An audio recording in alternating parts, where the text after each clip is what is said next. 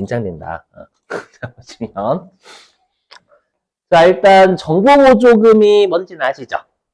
굳이 설명은 안 할 건데, 근데 우리가 정보보조금 말문제도 가끔 출제하니까 뭐냐면 우리가 정보보조금이 상환할 의무가 있는 정보보조금이 있고요. 그 다음에 상환 의무가 없는 정보보조금이 있어요. 그럼 상환 의무가 있다라는 건 나라에서 돈을 빌려준 겁니다. 그렇죠? 근데 거의 이자가 없거나 아예 이 금리가 아예 정말 낮거나 아예 이자가 없어요. 그렇죠? 그러니까 정부에서 네, 빌려주는 거죠. 낮은 금리나 아예 이자 안 받고. 그렇죠? 정부 보조금으로. 그렇죠? 그러면 얘는 뭐 부채지 당연히 뭐 어렵지도 않은 거. 그래서 여기 상환 의무가 없으면 부채입니다. 자, 근데 상환 의무가 없대요. 뭐 없으면 당연히 수익인데, 예. 근데 이게 달라요. 뭐냐면, 이게 우리가 코로나 때 그냥 가만히 잘 일하고 있어요. 잘 일하고 있는데 갑자기 나라에서 어려우시죠? 지원금 드릴게 이러는 거예요. 우리 입장에서 아싸 개꿀 이래요? 아니면은, 나 너무 어려웠는데 잘 됐다 이래요? 개꿀? 왜? 난 전 강의 열심히 잘하고 있어. 돈도 괜찮게 잘 벌었어. 코로나 때 잘 안 탔거든요. 근데 웬걸 주는 거야. 그렇죠. 그래서 아싸 개꿀? 그래서 여기 대응되는 비용이 없다. 그냥 받기만 했다라는 뜻이에요. 이때는 일회성이지 당연히. 정부 국가가 맨날 주는 건 아니잖아요. 그죠? 근데 이게 그 음식점 하시는 분들이나 이런 분들은 아싸 개꿀이라는 표현 좀 아니지. 맞죠? 소상공인 분들이 코로나 터졌을 때. 그죠? 이제 월세는 계속 나가고. 맞죠? 그런데 자꾸 이제 사업을 이제 늦게까지 못하니까. 맞죠? 나라에서 어려우시고 월세 내시느라 힘드시죠? 월세 보전해 드릴게. 이거 약간 이런 거잖아요. 맞죠? 그럼 그분들은 그냥 비용에서 까요. 그러니까 임차료가 내가 월세가 1,000만 원씩 냈대. 근데 코로나 때 너무 힘들었어. 정부에서 막 200만 원 지원해 준 거예요. 그때는 수익 안 잡고 그냥 임차료 800만 원 이렇게 잡아요. 이거는 일상생활이고 현실에선 주로 뭐가 많냐면 그 나라에서요. 만약 예를 들어 우리 회사가 자율주행 쪽을 하는 업체예요. 자율주행 회사인데 누가 봐도 자율주행은 나중에 잘 될 거예요, 분명히. 맞죠? 그래서 자율주행과 관련된 과제를 낼 때 과제. 여러분들 어떤 과제 숙제 뭐 필기하기 재미없어? 과제 국책 과제라고 해가지고 예를 들면 뭐 자율주행 뭐 카메라가 뭐 인간의 뭐 움직임을 뭐 보는 막 뭐 이런 거 냈잖아. 예를 들어가지고 그런 과제를 내요. 그럼 과제를 내면 당연히 회사 입장에서 연구하고 개발하는데 지출 많이 할 거예요. 근데 국가가 과제는 더 주고 야, 네 돈으로 써. 양아치잖아. 양아치야 진짜로. 그래서 국가가 진짜로 좀 약간 미래의 먹거리거나 그런 것들은 국가가 국책 과제를 내면은 그 연구 개발비 중에 대부분을 국가가 지원을 해줘요. 그렇죠? 그래서 예를 들어가지고 이제 국책 과제가 80억짜리래요. 80억짜리인데 국가에서 70억을 지원해 준 거예요. 그렇죠? 그러면 회사 입장에서 그냥 80억에서 70억 까버려요. 그게 대부분 특정 비용이 연구와 개발 그쪽 관련이에요. 이걸 지원 많이 해주거든요. 뭐 그때는 수익이 아닙니다, 여러분들. 나는 비용을 보전받은 거예요. 그래서 비용을 보전할 목적이면 이때는 특정 비용하고 퉁치는 거지 수익 아니다라는 거예요. 이해는 되시겠죠? 자, 근데 우리한테 제일 중요한 건 요 새끼입니다. 자산 취득에 사용된 정보 보조. 요게 제일 중요해요. 여기 훨씬 중요합니다. 이거 잘 보셔야 돼요. 이거 어떻게 처리하냐면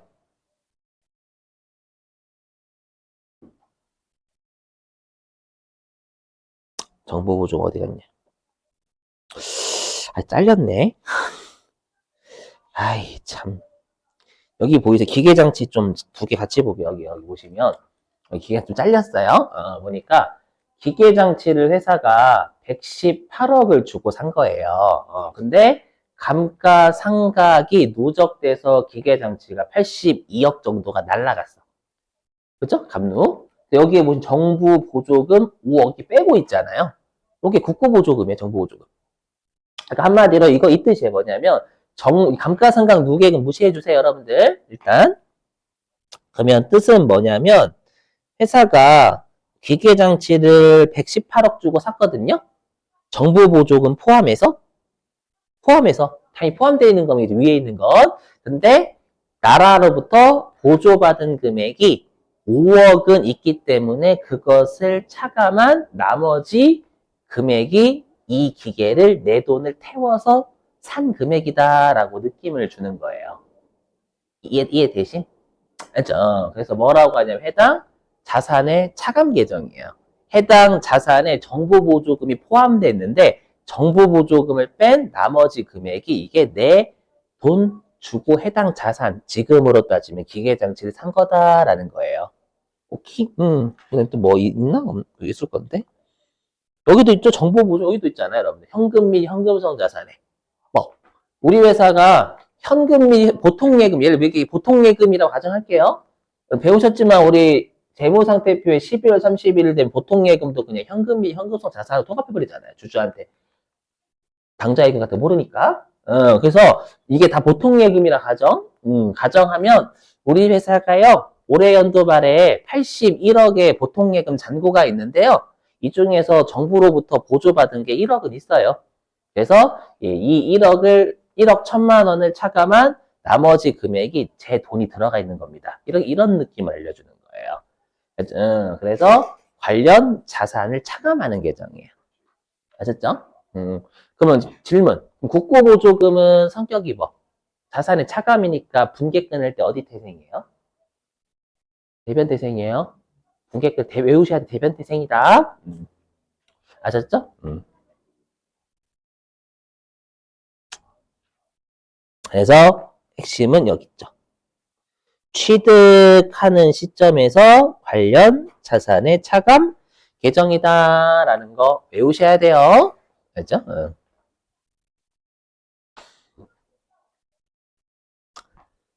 자, 그러면 우리 교재 78페이지에 예제가 있나? 있을 건데 78페이지. 맞네. 어차피 제가 예제는 여기다 넣어놨으니까 굳이 교재 보지 마시고 여기 PPT 보시면 돼요. 이거 무시하시고 지금 하면 서로 간에 마음 아프니까 자, 여기 보신 저 예제. 교재 보지 마시고 여기 보시면 돼요. 제가 이미 교재에 있는 예제를 써놨어요. 자, 보자. 자, 보니까 요거 1번도 가끔 냅니다. 가끔이에요. 최근도 냈었고, 보시면. 자, X1년 7월 1일 날 정부로부터 정부 보조금 상환 의무가 없대요. 없고 추후 기계장치 취득에 사용될 예정이랍니다. 정부 보조금이. 자, 요게 10,000원을 보통예금으로 수령했대요. 여기 있죠? 일단 정부 보조금을 10,000원을 보통예금으로 수령했답니다. 자, 들어보십시오. 여러분, 당연히 우리가 정부가요, 이러진 않아요. 만약 예를 들어가지고 우리 회사가 7월 4일에 예를 들어 7월 한 3일 뒤에 기계장치 사러 간대요. 그럼 정부가 야, 너 언제 기계장치 사러 가니? 그때 우리 국가 어떤 장관이 같이 따라갈 테니까 연락 줘. 이래요. 아니면은 그냥 그 회사의 예금 통장에 쌓여. 후자지. 누가 같이 가. 맞죠? 해야지. 나 같이 가자. 나 심심하거든. 그제 재미없어? 장관 그렇진 않을 거 아니야, 여러분들. 맞죠? 그래서 통장에 일단 쏘는 거예요, 그거를. 자, 그러면 잘 보셔야 될 게, 그러면 이 정보보조금은 우리가 지금 기계장치를 사기 위해서 정보보조금을 받아야 되는데 일단 보통예금 통장에 들어온 거죠. 그럼 일단 이 정보보조금은 기계장치 취득의 사용 미사용. 아직 사용 안 된 거예요. 이걸 알고 계셔야 분계가 그나마 이해돼요. 아직 기계장치 취득에 사용되진 않은 거예요. 자, 그래서 일단 분계를 어떻게 끊냐면, 차변의 보통예금 10,000원.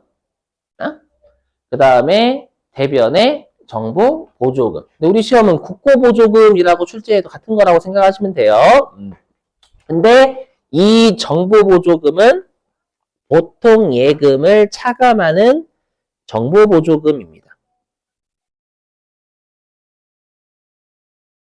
나중에 문제 풀면 여러분들 정보 보조금 우리 참고란에 막 있잖아. 뭐 감가상각 누계 예를 들면 감누 검색하면 참고란에 뭐 건물 기계 이런 거 있잖아요. 나중에 국고보조금 검색하면 보통 예금이라고 있을 거예요. 그것이란 얘기예요. 나중에 하고. 자, 그래서 아직 자산 취득에 사용되지 않은 정보 보조금입니다. 자, 여기.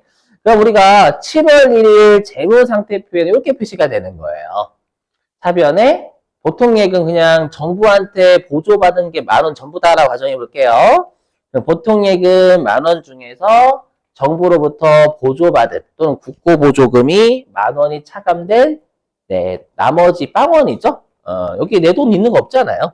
정부한테 다 보조받은 금액이지. 그래서 여기에 내 돈은 들어가 있지 않다. 이 정도 느낌을 알려주는 거예요. 실제로는 장부금에 이렇게 표시 안 돼요. 이렇게 표시되어 있잖아요. 맞죠? 자, 그 다음에 이제 2번. 이제 기계를 사요. 자, 보니까 X1년 이제 7월 3일 날 기계장치를 10만 원에 취득을 했대요. 취득하고 보통예금 계좌에서 이체를 했답니다. 그러면 이제 자산 취득에 사용된 정보보조금이 되는 거예요. 이제 요 10,000원 있죠. 요 10,000원은 7월 3일 날은 기계 취득에 사용된 겁니다. 맞죠? 이 생각을 하셔야 돼. 제가 왜 이렇게 정리하면, 잘 보세요. 이 문제는 여러분들이 잘 하세요. 차변에 기계장치 10만원. 해변에 보통요금 얼마나 쉬워. 여기까지는 할만해요. 그 다음부터 이해를 조금 어려워 하시더라고. 그럼 우리가 이 정보보조금은 아직 자산 취득에 미사용됐었잖아. 7월 1일 받았을 때는. 그럼 이제 자산 취득에 사용된 정보보조금이잖아. 그럼 미사용된 정보보조금이 더 이상 아니죠. 그래서 여기 대변에 있는 자산 취득에 아직 사용되지 않은 정보보조금이 이제 자산 취득에 사용됐으니까 까는 거예요. 여기 얘를 까는 거야. 잠깐만, 까는 거 했나? 그렇지. 여기 7월날 자산 취득에 미사용된 정보보조금이었다가 취득에 사용됐으니까 까는 거예요. 그리고 이제 뭐 자산 취득에 사용된 정보보조금이니까 어떻게? 이제 기계장치 10만 원을 차감하는 정보보조금 갈아 끼워야 되는 거예요. 또 대변에 또 다른 정보보조금, 이제는 자산 취득에 사용된 정보보조금, 기계장치 차감하는 정보보조금 갈아 끼운다라는 거예요. 이렇게 분개 따지자면. 즉, 보통예금으로 받았을 때는 아직 자산 취득에 사용되지 않은 정보보조금이니까 일단 잡아놔, 임시적으로. 잡았다가 취득에 사용되면 임시적으로 잡아놨던 걸 까서 이제 해당 유형자산 취득에 사용된 정보보조금이니까 해당 유형자산을 까는 정보보조금 갈아 끼우는 거예요. 그죠? 요거 기억하셔야 돼. 자, 그러면 이제 7월 3일날 재무상태표에는 이렇게 표시되겠죠. 어떻게? 차변에 기계장치는 10만 원 주고 샀잖아요. 근데 이제는 이 정보보조금이 기계장치를 까는 놈이 되겠지.